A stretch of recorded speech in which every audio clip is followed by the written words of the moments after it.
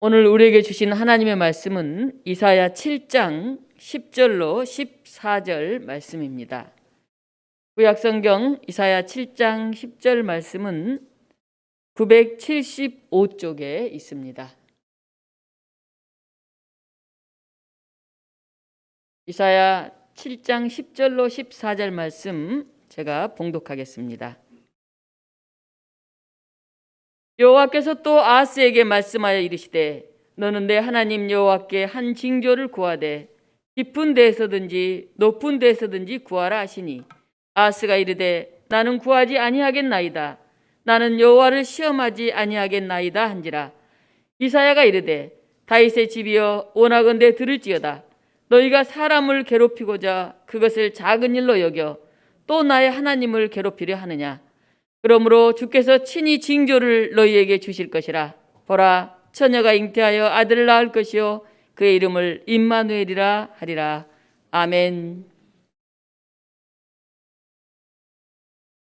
임마누엘이라고 하는 제목으로 오늘 송년주일 2021년 마지막 주일 예배를 우리가 함께 드리고 있습니다.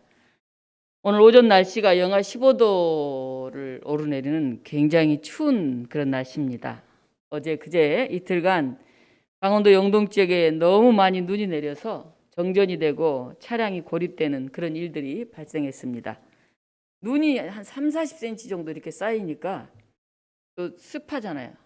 그랬더니 그 무게를 견디지 못해서 전기선이 끊어졌다 그럽니다.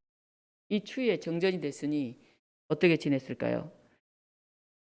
성탄절 어제 우리가 보내고 아기 예수 오심을 기다리는 시간인데도 이제 아기 예수님을 우리가 맞아드리고 오늘 성탄 후 첫 주일 예배를 드리는 이 시간인데도 우리 안에 여전히 위기와 어려움이 있는 그런 현실들입니다.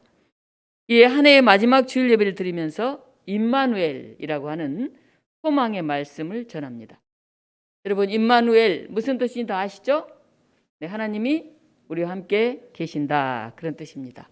한번 임마누엘이라고 하는 글자를 한번 볼까요? 여러분들 히브리어인데 혹시 보신 분 계십니까? 오른쪽부터 읽습니다. 오른쪽부터 임마누엘 이렇게 왼쪽으로 읽어가요. 한자, 옛날 한자 읽어가듯이 하나님 우리와 함께 계시다. 우리 한신대 동산에 가면 대학원에 임마누엘이라고 이렇게 쓰여져 있습니다. 이 글자는 정말 우리 마음에 새겨질 그런 단어인 것 같습니다.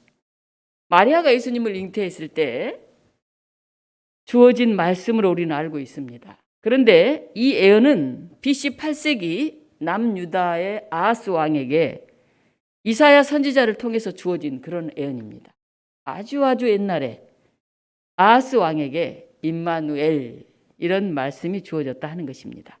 이사야 7장 14절 오늘 우리가 읽었습니다. 그러므로 주께서 친히 징조를 너희에게 주실 것이라. 보라, 처녀가 잉태하여 아들을 낳을 것이요 그의 이름을 임마누엘이라 하리라. 하나님의 징조로 하나님이 함께 하신다, 친히 함께 하신다 하는 그런 약속으로 처녀가 잉태해서 아들을 낳을 것이다, 이렇게 나와 있습니다. 이 기절을 직역해서 해석하면 이렇게 얘기가 됩니다. 보라, 젊은 여인이 잉태하리라. 그리고 그녀가 아들을 낳으리라. 그리고 그녀는 그의 이름을 임마누엘이라 부르리라. 하나님이 우리에게 특별한 징조를 보여주신다, 표징을 보여주신다, 그런 얘기인데 이 징조나 표징은 주님의 손에서 일어나는 우리의 이성이나 자연현상을 초월하는 그런 기적 같은 그런 걸 얘기합니다. 그래서 그런 징조, 그런 표징을 보면 하나님이 살아계시구나 하는 확신을 우리가 갖게 됩니다. 그렇다면 남유다의 아하스 왕에게 왜 어떤 상황에서 이 말씀이 주어졌을까? 우리는 그 배경을 한번 살펴보려고 합니다. 아하스 왕은 이스라엘이 남과 북으로 분열되어서 북쪽 이스라엘이 멸망하기 직전 이 남쪽에서 유다를 다스리고 있던 그런 왕입니다. 우리가 주전 8세기 하면 신흥 제국, 떠오르는 제국, 아시리아 제국이 있었습니다. 그리고 예전부터 강대국으로 군림했던 에집트가 있습니다. 그래서 이 아시리아가 떠오르는 신흥 강대국으로 이제 이 팔레스틴 지역 저 애국까지를 전부 다 장악하려고 하는 그런 제국의 꿈을 가지고 있었습니다. 우리 사진 한번 보여주실까요? 아수르가 있죠. 그리고 저 왼쪽에 애굽이 있는데 가운데 이스라엘, 유다가 있습니다. 그리고 옆에 아람, 암몬, 모압, 에돔 이런 나라가 있죠. 아수르가 지금 힘을 펼쳐서 애굽까지 가려면 어떻게 하겠습니까? 이 가운데 있는 나라들을 전부 다 점령을 해야 저 애굽까지 갈 수가 있죠. 반대로 애굽은 이 가운데 있는 나라들을 자기 우군으로 잘 붙들고 있어야 저 아수르에게 신흥 제국에 먹히지 않죠. 그래서 이 가운데 있는 어찌 보면 이 고래 싸움에 새우등이 터질 수 있는 그런 상황 속에 지금 있습니다. 북이스라엘과 남유다가 있는데 이 아시리아에게 위협을 느낀 이 시리아, 지금 여기 아람을 시리아라고도 부릅니다. 그리고 저기에 수도가 다메섹이기 때문에 아람, 시리아, 다메섹 그러면 다 같은 지역을 얘기하고 있다. 그렇게 생각하면 됩니다. 이 시리아와 북이스라엘, 위에는 이스라엘이고 아래는 유다죠. 북이스라엘도 사마리아가 수도였기 때문에 사마리아라고도 부르고 또 에브라임이라고도 부릅니다. 그래서 북이스라엘, 사마리아, 에브라임 그러면 다 같은 의미다 이렇게 생각하면 되겠습니다. 이 두 나라가 중심이 돼서 아람과 북이스라엘이 중심이 돼가지고 반아수르 동맹을 맺었어요. 저 아수르가 호시탐탐 우리를 노리고 있는데 우리가 힘을 합하자. 잘못하면 큰일 나겠다. 이렇게 해서 여기 이스라엘과 아람이 중심이 되어서 밑에 있는 암몬, 모압, 에돔, 유다가 함께 합세해서 저 아시리아를 우리가 방어하자. 이렇게 이제 동맹을 하고 요청을 했습니다. 자, 우리 북쪽 이스라엘이 이 일에 참여하기로 했으니 남쪽 유다 너희들도 같이 참여해다오. 이렇게 부탁을 했습니다. 그런데 남쪽 유다는 NO 하고 거절합니다. 남북이 원래 하나였는데 우리나라도 북한, 남한 나눠져 있는 것처럼 반으로 지금 나눠져 있죠. 그래서 그렇게 썩 좋은 상태는 아닙니다. 서로. 그러나 한 나라였기 때문에 원래 같은 종족 아닙니까? 그래서 우리 같은 나라가 같이 살아남자 그렇게 하는데 남유다가 그걸 거절을 한 겁니다. 그래서 이 이스라엘이 훨씬 커요. 유다는 조그맣고 북쪽이 더 큽니다. 그래서 이스라엘과 아람 연합군이 유다를 지금 침략해 돌아오는 거예요. 그래? 너네들이 아시리아하고 같이 싸우자 그러는데 안 한다고? 좋았어. 그러면 너네 아시리아하고 편먹겠다는 거 아니야? 너네들부터 그냥 먼저 우리가 묵사발을 만들겠어. 그리고 북이스라엘과 아람 연합군이 쳐들어옵니다. 어떻게 되겠습니까? 유다는 조그매요. 북이스라엘보다 훨씬 작은데 거기다 아람까지 큰 시리아라고도 부르죠. 시리아 이스라엘 연합군이 동맹을 맺고 쳐들어오니까 그걸 이겨내지 못하죠. 그래서 유다 왕 요담이 죽습니다. 요담은 오늘 성경에 나오는 우리가 계속해서 얘기되고 있는 요아스 왕의 아버지예요. 자기 아버지가 이 북이스라엘과 아람 연합군에 의해서 죽임을 당합니다. 그러니 어떤 생각이 들겠습니까? 그 요담의 뒤를 이어서 이제 왕이 오른 요아스 여전히 요청을 합니다. 저 아시리아하고 우리가 같이 대들기 위해서 우리 편이 되어다오. 계속 요청을 하는데 요아스 끔찍하지 않아요. 그러자 또 쳐들어옵니다. 이제 그래 너 아버지 때도 말을 안 듣더니 아들 너도 말을 안 들어? 그리고 다시 또 쳐들어옵니다. 그러니까 너무 불안하죠. 저 큰 나라가 쳐들어와서 두 나라가 우리 아버지도 죽었는데 나까지 죽으면 어떡하나 이런 걱정이 됩니다. 오늘 읽지 않았지만 7장 2절에는 이렇게 나와 있습니다. 왕의 마음과 그의 백성의 마음이 숲이 바람에 흔들림 같이 흔들렸더라. 바람에 숲이 흔들리는 거 어떻습니까? 뭐 숲이 안 흔들리려고 딱 자리 잡고 있다고 해서 안 흔들릴 수는 없잖아요. 바람이 불면 누구나 흔들리게 돼 있잖아요. 다시 말하면 왕과 백성이 다 두려워서 떨었다. 아이쿠야, 우리 왕이 죽었는데 또 쳐들어오다니 어떡하지? 겁이 났다 하는 것입니다. 그때 이사야가 그런 얘기를 합니다. 세상적인 힘에 의지하지 말고 하나님의 말씀을 붙들고 그 앞에서 씨름하라 이렇게 얘기를 합니다. 국가가 위기니 왕이 정신 번쩍 차리고 인간적인 힘을 먼저 생각하지 말고 하나님 앞에 무릎을 꿇으시오 그렇게 얘기를 합니다. 그런데 아하스는 선지자 이사야의 말을 따르지 않아요. 지금 북이스라엘과 이 강력한 두 나라보다는 더 멀리 있는 훨씬 커 보이는 아시리아를 그는 바라봅니다. 그리고 아시리아에게 온군을 요청합니다. 우리 지금 아람과 이스라엘 동맹군이 또 쳐들어오는데 우리나라 좀 도와주세요. 이렇게 요청을 합니다. 그랬더니 아시리아는 아이쿠나 잘 됐구나. 그렇지 않아도 이 가운데 팔레스틴 지역을 다 내가 점령하고 저 애국까지 나가야 되는데 명분이 없어서 지금 보고 있는데 나한테 도와달라고 부탁을 해. 야, 너무 잘 됐다. 그리고 아시리아가 그렇게 되는 것이죠. 결국 우리가 잘 알고 있듯이 북이스라엘은 아시리아에 의해서 멸망합니다. 물론 아람도 멸망하죠. 여러분, 북쪽과 남쪽은 한 민족인데 이 북쪽 남쪽이 더 가까워야 되겠습니까? 저 멀리는 아시리아가 더 가까워야 되겠습니까? 그런데 놀랍게도 한 민족인 남북이 서로 협력하고 화해하지 않고 강대국 힘을 끌어들여서 북쪽 멸망시킵니다. 그리고 아시리아는 아람 지역에서 큰 행사를 해요. 전쟁에서 승리했으니까 이제 잔치나 파티를 하는 것이죠. 쉽게 말하면. 거기에 이 유다가 참여합니다. 그리고 아시리아에게 조공도 바치고 오히려 아시리아 편을 들고 아시리아에서 섬겼던 그런 우상들을 갖다가 남유다에서 섬기는, 제단도 아시리아식으로 싹 바꿉니다. 심지어는 친아들을 제물로 바치는 그런 일까지 해요. 그러니까 이 아시리아한테 그냥 완전히 굴복하고 머리를 조아리고 최선을 다해서 아시리아를 섬기는 그런 자세를 지금 취하고 있는 것입니다. 사실 고양이를 내쫓으려다가 북이스라엘과 아람이라고 하는 고양이를 내쫓으려고 하다가 아시리아라고 하는 호랑이를 불러들인 꼴이 됐습니다. 거기에 이제 조공을 바치고 완전히 거기에 예속된 그런 나라가 됩니다.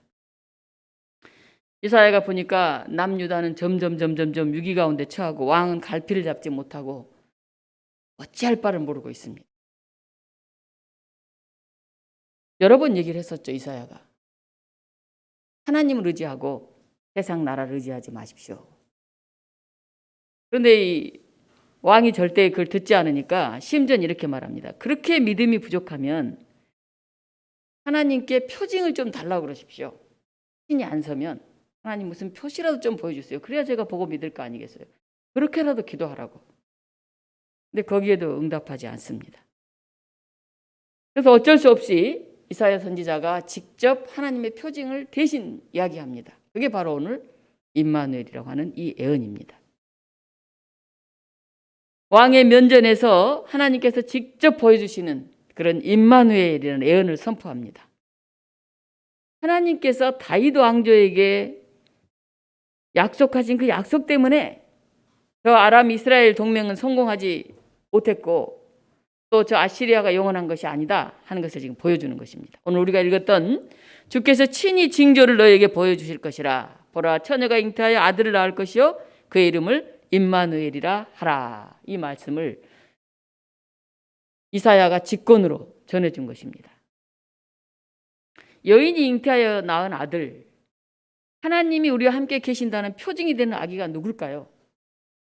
자, 우리가 이제 신약에서 예수님을 생각하면 답이 쉬운데 지금 여기 구약에서 북쪽 이스라엘이 망하고 아시리아가 지금 계속해서 위협을 하고 있고 조공을 바쳐야 하고 아주 남유다는 너무 위태위태합니다. 거기에 주어진 임마누엘, 여인이 잉태하여 낳은 아들, 그 아들이 도대체 누굴까 하는 것입니다. 학자들은 여러 얘기들을 합니다만은 어떤 학자는 이제 이 왕에게 주신 아스의 아들 히스기야를 가르친다 이런 말을 합니다. 새로 태어난 히스기야가 2살이 되기 전에 이 시리아와 북이스라엘의 동맹국이 망했어요. 그래서 하나님께서 바로 이 히스기야 아스의 아들을 통해서 놀라운 하나님의 역사를, 징조를 보여주셔서 남유다가 망하지 않게끔 그렇게 약속하셨다. 학자들은 이렇게 말을 합니다. 그리고 나중에 히스기야가 이제 왕이 됐을 때 아시리아가 쳐들어와요. 이길 수 없는 25개 모든 성읍이 다 점령당하고 예루살렘 하나만 남아있는 그 상황에서 하나님이 놀랍게도 역병을 일으키셔서 아시리아의 모든 군인들이 다 죽게 만듭니다. 그래서 이 바로 히스기야가 약속한 여인이 잉태하여 낳은 그 아들이다. 그 표징이다. 이렇게 학자 중에서 말을 합니다. 또 어떤 학자는 이렇게 말합니다. 당시 유다 땅의 모든 젊은 여인들, 아이들이 계속 태어나고 하나님 함께 계신다는 것, 그것은 이 나라가 멸망하지 않고 계속해서 그 대를 영원히 이어간다 하는 의미이기 때문에 이 땅의 젊은 여인들이 다 잉태하고 아이를 낳고 출산하고 나라를 유지할 거다. 그걸 의미한다고 얘기를 하고 있습니다. 어떻거나 이 예언대로 북이스라엘은 망했습니다. 그러나 다윗의 왕조 유다는 살아남아서 오늘까지 이어지고 있습니다. 임마누엘, 이 약속은 이사야 시대에 1차로 성취되었습니다. 그리고 훗날 메시아의 탄생으로 다시 성취되었습니다. 로마의 압제하에 있던 이스라엘에게 마리아를 통해서 임마누엘 약속이 바로 예수 그리스도라고 하는 그분으로 우리 안에 임하신 것입니다. 그리고 이제 장차 오실 메시아의 재림으로 또다시 그 약속은 성취될 것이다. 이렇게 말합니다. 하나님의 임마누엘 약속은 이사야 시대를 통해서도 이루어졌고, 그리고 신약에 와서 예수 그리스도의 시대를 통해서 이루어졌고, 또 다시 오실 그분을 우리가 기다리는 이 임마누엘의 약속은 영원히 이어지는 약속이라고 하는 것입니다. 하나님께서 너와 함께 하신다. 이 말은 지금부터 시작해서 앞으로도 쭉 어떤 사람이나 공동체와 늘 함께 계신다는 그런 약속입니다. 이 구약에서는 이사야를 통해서 그 당시 남유다 사람들, 특정한 무리들에게 주어졌지만은 예수님이 이 땅에 다시 오셨고 부활하셨고 승천하신 그 후에는 이 약속은 온 인류에게 보편적으로 주어지는 그런 임마누엘이라고 하는 말씀이 됩니다. 신약 성경에 나오는 제일 첫 번째 책이 무슨 책입니까? 마태복음이죠. 마태복음 1장 23절에 우리가 읽었던 이 말씀이 나옵니다. 보라, 처녀가 잉태하여 아들을 낳을 것이니 그 이름을 임마누엘이라 하리라. 마태복음 1장에 그 말씀이 나와요. 그리고 마태복음이 몇 장으로 되어 있습니까? 28장으로 되어 있습니다. 28장 마지막 기절이 20절 기절이에요. 그 기절에 다시 임마누엘 얘기가 나옵니다. 이렇게 나옵니다. 내가 너희에게 분부하여 모든 것을 가르쳐 지키게 하라.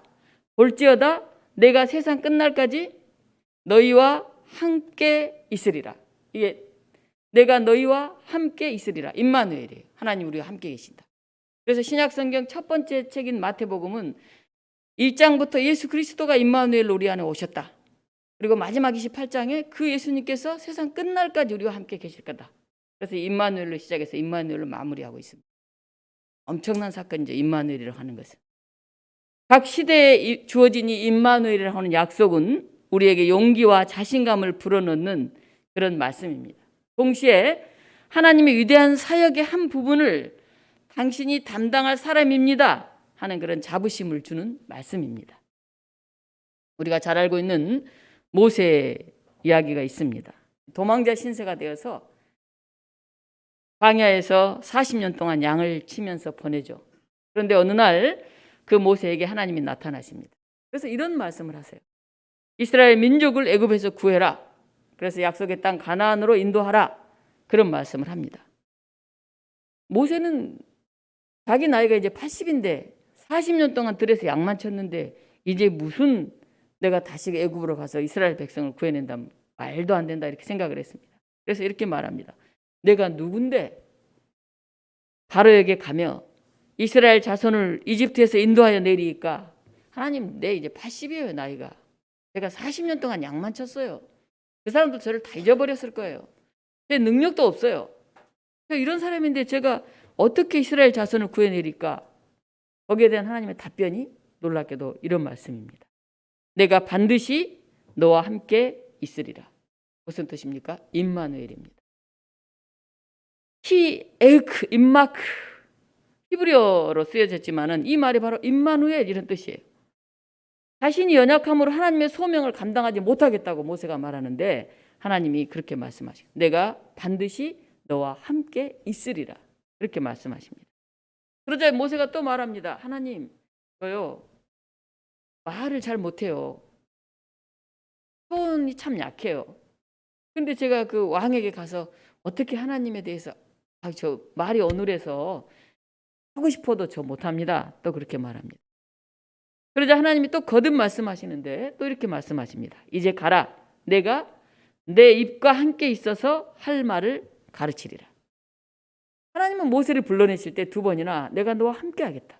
내가 내 입과 함께 하겠다. 임마누엘, 임마누엘 이렇게 약속하시는 거예요. 중대한 과제를 눈앞에 두고 있는 사람에게 하나님은 임마누엘 약속을 하십니다. 그것만이 아닙니다. 힘과 기운이 빠져 있는 사람, 난 더 이상 못해. 저 큰 아시리아, 거기에 내가 어떻게 대항하겠어? 난 불가능해. 용기를 잃은 사람, 자신의 한계를 절감하는 사람, 나 끝이야. 그런 사람에게 임마누엘이라는 약속이 주어진 것입니다. 그리고 하나님의 계획을 이루는 도구로 쓸만한 사람, 그래 내가 너를 들어 사용하겠다. 그 지도자의 임무 수행을 방해하는 큰 거대한 환경적인 문제에 강력한 어떤 사람과 맞서야 할 때 그에게 임마누엘 하나님 이렇게 말씀하십니다. 내가 너와 함께 할게 얘기하십니다. 한 해를 마무리하고 새해를 준비하는 이때에 우리는 임마누엘 그 약속을 붙들어야 됩니다. 사실 우리는 그런 일 할 사람 못 돼요. 명령에 순종하고 싶지만 제 상황과 형편이 안 돼요. 너무 말을 못해요. 주저하고요. 리더십이 없어요. 이렇게 우리는 얘기하고 싶습니다. 그런데 하나님은 모세와 같이 말 잘 못해요. 제가 누군데요? 80세예요. 40년 동안 광야에서만 살았어요. 제가 뭘 압니까? 그런 모세에게 말씀하십니다. 임마누엘, 내가 너와 함께 할게. 내가 있지 않니? 너 혼자 하는 게 아니잖아. 그렇게 말씀하십니다.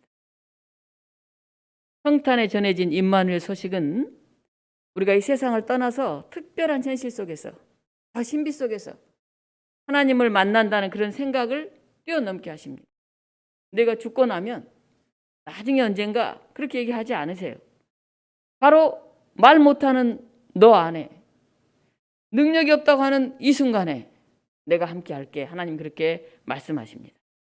임마누엘 예수님이 우리 곁에 다가온 이후로는 우리는 하나님을 찾기 위해서, 하나님을 만나기 위해서 이 세계를 떠나서 멀리 어디론가 갈 필요가 없습니다. 하나님이 여기에 우리와 함께 하시기 때문에 그렇습니다. 성탄절에 태어난 아기 예수님은 공간적 측면에서도 시간적 측면에서도 우리의 몸과 마음과 영혼과 우리의 생활에 항상 임마누엘 함께 하시는 분이다 하는 것입니다. 요즘 여러 가지 얘기들이 나오고 있는데 21세기를 사는 우리에게 특별히 주어진 세 가지 현실이 있습니다. 이렇게 독립문교회 작은 수, 어제 오신 분들, 못 오신 분도 계시고 적은 수가 한 자리에 모여서 예배드리는 이 현실, 실제 현실 세계가 있어요. 우리의 가족, 경제적으로 어려울 수도 있고 또 내가 원하는 대로 되지 않는 그런 현실 세계가 우리에게 있습니다. 근데 또 하나의 세계가 있죠. 그거는 이제 증강현실이라고 그럽니다. 증강현실. 현실 세계에다 플러스 알파가 된 세계. 예를 들면 여러분도 그런 경험을 해보셨겠지만 이렇게 신기한 이렇게 안경 같은 걸 딱 쓰면 똑같은 화면을 보는데 그 안에 물고기를 보고 있는데 그 물고기의 속 모양이 다 보여요. 그리고 이 물고기가 어떻게 만들어졌는지가 정보가 다 떠요. 실제 물고기를 보는데 물고기 너머의 것들이 다 거기에 들어옵니다. 이 물고기는 언제 태어나서 어떻게 살고 있고 뭘 먹고 살고 환경이 어떻고 하는 게 다 읽혀요. 실제 현실 플러스 더해진 현실, 이게 증강현실이라고 그렇게 부르죠. 우리가 SF 영화 등에서 흔히 볼 수 있잖아요. 네, 현실과 가상의 이미지가 합쳐진 것이죠. 그래서 어떤 걸 딱 보는데, 어떤 사진을 보는데 거기에 이제 날씨가 어떻다가 딱 나오면서 눈이 막 내리는 모습이, 저기 가면 오늘 눈이 오겠군 이게 보입니다. 그 지역에. 그리고 그 지역을 딱 보는데 맛집이 딱딱딱딱딱 떠요. 그냥 그 지역은 진짜 있는 거죠. 근데 거기에 이제 정보와 실제적인 것들이 막 더해지는 거죠. 길 안내 이런 게 버스 노선도 이게 쫙 들어 보여요. 요즘은 온라인 교육에 증강현실 기술이 굉장히 많이 활용된다고 그럽니다. 그래서 우리가 여기 살는데 저기 아마존에 있는 기후와 살고 있는 동물들과 이런 걸 직접 안경 하나 쓰면 다 볼 수 있다고 그럽니다. 거기에 비하면 이제 가상현실은 실제로 존재하지는 않지만 어떤 다른 차원의 실제 존재하는 그런 세계죠. 그래서 디스플레이 등의 장비를 통해서 보면 그런 새로운 세계에 갈 수가 있죠. 제가 언젠가 여러분들에게 말씀하신 메타버스가 그런 가상 세계입니다. 요즘 보니까 메타버스 안에 강남에 땅을 샀다는 사람 어떤 청년이 한 1,000만 원 투자했다 강남에. 그래서 기자가 물었어요. 왜 1,000만 원이나 가상 세계의 땅을 삽니까? 그랬더니 이 현실에서는 그 강남 땅 사기 힘든데 그래도 메타버스 세계에서라도 제가 먼저 강남 땅을 샀으니 굉장히 부자가 된 것 같아요. 이제 몇십 년이 지나면 어떻게 될지 모르죠. 이 가상현실 엄청난 일이 일어날 수 있습니다. 이렇게 얘기한 걸 제가 보았어요. 제가 저번에 한번 말씀드렸는데 이 코로나19 시대에 메타버스에서 방탄소년단이 거기서 공연을 했는데 굉장히 인기를 끌었다는 얘기를 했죠. 사람들이 거기에 접속에 들어가서 아바타로 사인도 받고 춤도 추고 하는 어마어마한 일이 일어났는데요. 지난 11월에 불과 한 2달 전이죠. 우리 종로 혁신교육지구에서는 메타버스 청소년 축제를 열었습니다. 그래서 젊은 청소년들이 중고등학생들이 그 가상 공간에서 이제 실제와 현실이 이제 섞여지는데 사람들이 들어와 초청해서 아바타를 입고 얘기도 하고 이제 뭐 손도 흔들고 하는 그런 것을 연출했어요. 완전한 이제 가상현실 세계는 아니었지만 그래도 그걸 시범적으로 한번 이렇게 시연했다 하는데 굉장한 의미가 있었습니다. 기회가 되면 한번 그 종로 청소년 축제 수유파 이렇게 한번 쳐보시기 바랍니다. 그러면 그 실제와 이제 가상 세계가 섞여지는 그런 얘기들이 나오고 있습니다. 제가 얘기를 드리는 것은 멀리 있는 얘기가 아니라는 겁니다. 그러니까 MZ 세대라고 이제 말을 주로 하는데 지금 1919년 불과 몇 년 전에 MZ 세대가 1,900만 명으로 우리 인구의 34%가 MZ 세대가 돼가고 있다는 거예요. 그런데 2025년이 되면 전 세계적으로 MZ 세대가 50% 이상이 될 거라고 그렇게 말해요. 지금 선거에서도 이 젊은 그룹 10대, 20대들이 누구를 찍느냐가 이번 선거의 관건이다 그렇게 얘기하지 않아요. 그래서 국민의힘 아니면 더불어민주당 어디가 될지가 이 젊은 세대의 표심에 의해서 결정이 될 거다 이런 얘기들을 많이 하고 있습니다. 시대가 굉장히 달라지고 있죠. 흔히 사람들은 그런 얘기를 합니다. 이제 점점 신앙이 약해지고 모이기가 이렇게 힘들어지기 때문에 교회가 어려워질 거다 그런 얘기를 합니다. 그런데 반대로 이 젊은이들로 신앙과 믿음에 대해서 점점 약해질 거다 생각하는데 오히려 그 반대일 수도 있습니다. 왜냐하면 MZ세대는 보이지 않는 이런 가상현실을 실제로 느끼고 그 안에서 생활하는 사람들이기 때문에 그렇습니다. 가상현실의 제일 중요한 게 뭘까요? 그거는 이 상상력과 창조성이라고 그럽니다. 우리가 경험해보지 않는, 보지 않는 그런 새로운 세계를 구현하고 그 안에서 삶을 누릴 수 있는 이런 창의력과 상상력이 이제 필요한 그런 시대가 되었다고 하는 것입니다. 코로나19로 모임이 어려워지면서 메타버스 교회가 생겨나고 있습니다. 제가 한번 들어가 봤어요. 메타버스. 큰 예배당이 있더라고요. 그 예배당에 사람들이 모여서 예배를 드립니다. 그 옆에 카페가 있습니다. 카페에 이렇게 청소년들, 청년들 그룹 모여서 카페에서 또 소그룹 모임을 합니다.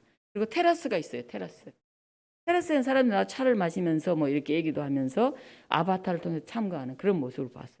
25명까지는 무료예요. 25명 넘으면 이제 돈을 내야 됩니다. 선생님이 이렇게 들어가서 청소년들 데리고 이제 성경 공부를 하고 선생님이 퇴장합니다. 그런데 아이들은 안 가요. 그냥 아이들끼리 거기서 쉽게 말하면 교회 학교가 열리고 있는 거예요. 뭐 바쁜 아이들은 가는데 나머지 아이들이 모여서 계속 얘기가 되어지고 이 메타버스 교회가 계속 되고 있는 거예요. 그래서 참 신기하다. 제가 그런 생각을 한 적이 있어요. 믿음의 사람들은 실제 현실 속에 살면서도 그 마음의 눈에 더해지는 증강현실 속의 사회를 봅니다. 하나님의 공의, 사회 정의, 평화의 실현, 임마누엘 이런 애언, 우리 실제 속에 더해지는 하나님 나라의 능력과 힘을 봅니다. 그리고 가상이란 단어가 좀 걸리긴 합니다만은 우리는 보이지 않는 세계, 메시아의 통치, 또 하나님 나라, 예수님의 다시 오심, 그걸 우리가 느낄 수 있어요. 지금 우리가 믿음으로 생각으로 느끼지만은 앞으로 우리의 젊은 이 시대들은 그것을 그 가상현실에서 나름대로 구현하고 씨름하고 토론하면서 그렇게 나아갈 수 있을지도 모르겠습니다.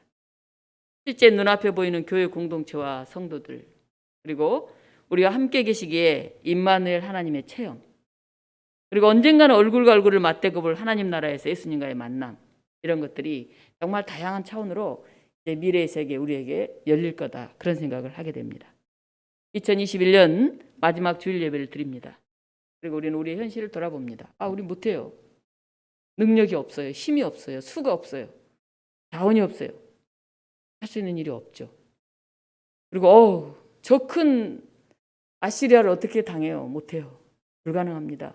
이 거대한 사회 구조 속에서 공농들이 많은 이런 여러 가지 상황 속에서 우리는 정말 새우 같은 작은 그런 모습으로 생각될 때가 있습니다. 그런데 우리가 새롭게 임마누엘 하나님을 느꼈으면 좋겠어요. 그리고 이 엄청나게 펼쳐지는 미래 시대 앞에서 우리가 증강현실이 되었던 가상현실이 되었던 그 모든 것들 속에서 실제의 삶을 더 소망 가운데 만들어갔으면 좋겠습니다.